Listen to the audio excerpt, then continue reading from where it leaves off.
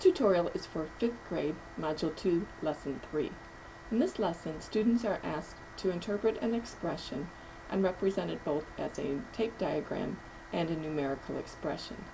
So in the first problem we have the sum of 8 and 7 doubled. So we're going to interpret that as a tape diagram first.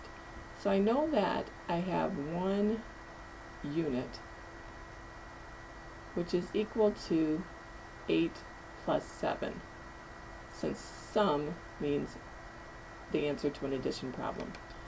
I also know that I need to double that unit, so I'm going to draw 2 units. Each unit represents the sum of 8 and 7. So this tape diagram represents this phrase, the sum of 8 and 7 doubled.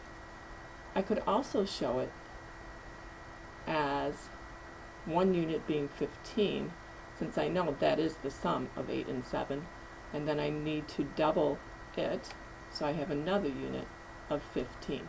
So either tape diagram would work in this situation. To write the expression numerically, I know that I have the sum of 8 and 7, and I need to double that, so I'm going to say times 2. I could also write it as 2 times the sum of 8 and 7. When we have 2 outside of the parentheses, that means that we're going to multiply everything inside the parentheses by 2. In this example, instead of looking for a sum, we're looking for a difference. A difference can be shown 2 different ways. We can show each of these phrases as their own tape in a tape diagram situation. So if I draw my first tape, and I set that up as my 4 25s. So each unit is 25. And I'm comparing this tape to 3 25s, looking for the difference between the two. So beneath it, I will draw 3 25s.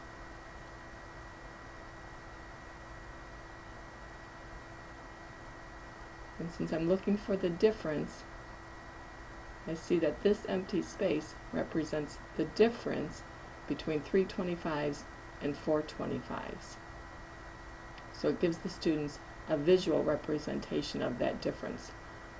Since we are working with a subtraction situation, I can also draw this as one complete tape showing my 4 25s,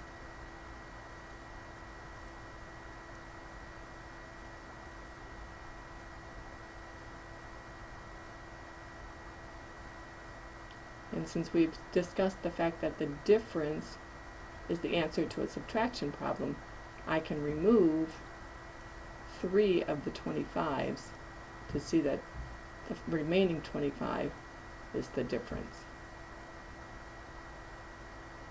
To represent this numerically,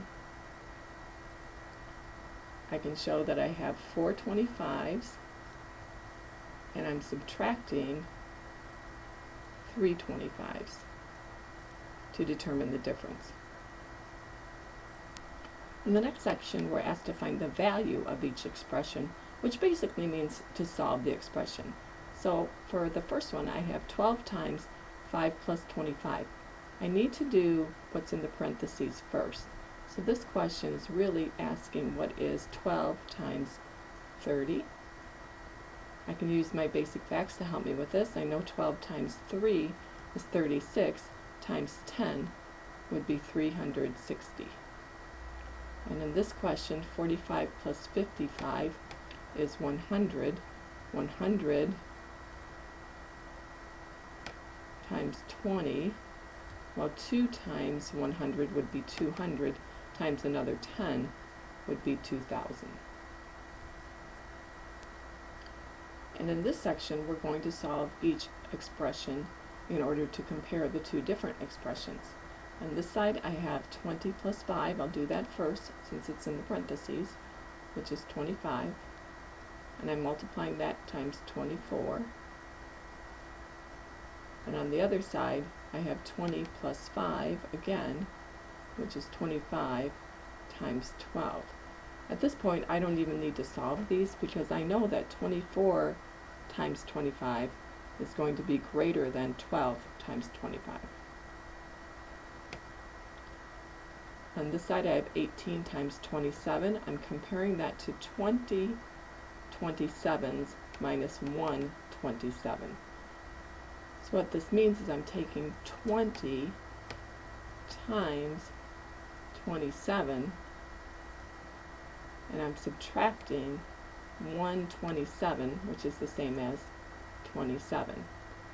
I can think of this then as I'm really working the problem as 19 times 27. Since I took this 127 away, it's not 20 groups of 27, but 19 groups of 27, which would be greater than 18 groups of 27. So I can solve these problems without completely working through each expression.